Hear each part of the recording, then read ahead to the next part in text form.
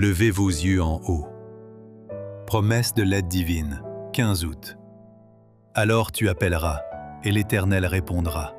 Tu crieras, et il dira, « Me voici ».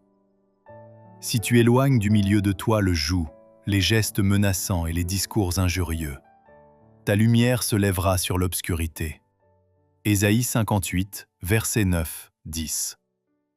La nuit dernière, j'ai fait une expérience merveilleuse. Lors d'une vision, je me trouvais dans une assemblée où des réponses étaient données aux questions qui avaient été posées.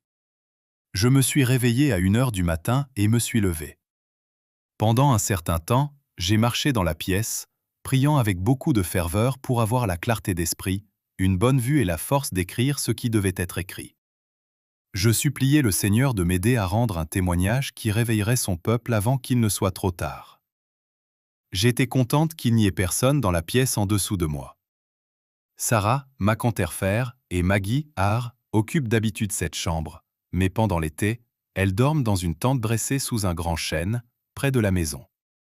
Nous sommes presque à la fin de l'histoire de cette terre, et il faut travailler dans les différentes branches de l'œuvre de Dieu avec un esprit de sacrifice plus grand que celui qui a été manifesté jusqu'à présent.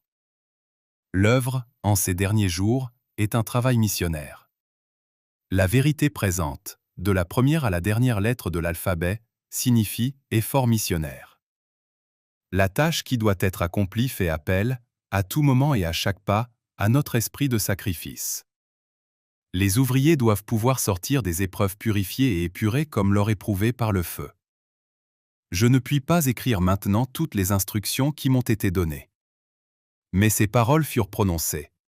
Certains sont insouciants, inconscients des conséquences de leurs péchés, et ils ne tiennent pas compte des avertissements.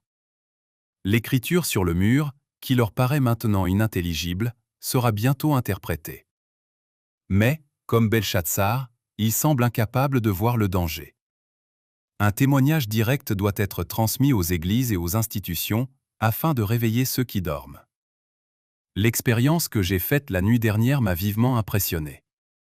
Il me semblait que le Christ se tenait tout près de moi. J'étais rempli d'espoir, de courage, de foi et d'amour pour les âmes. Je suppliais Dieu de me soutenir. Il me releva et me fit triompher en lui. Je sais que le Seigneur agira en faveur de ses enfants quand ils décideront de sanctifier leur âme en obéissant à la vérité. Alors l'être tout entier, corps, âme et esprit, sera en harmonie avec Dieu.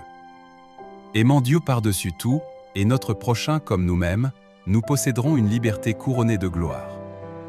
Ce sont des choses que l'œil n'a point vues, que l'oreille n'a point entendues, et qui ne sont point montées au cœur de l'homme, des choses que Dieu a préparées pour ceux qui l'aiment. 1 Corinthiens 2, verset 9.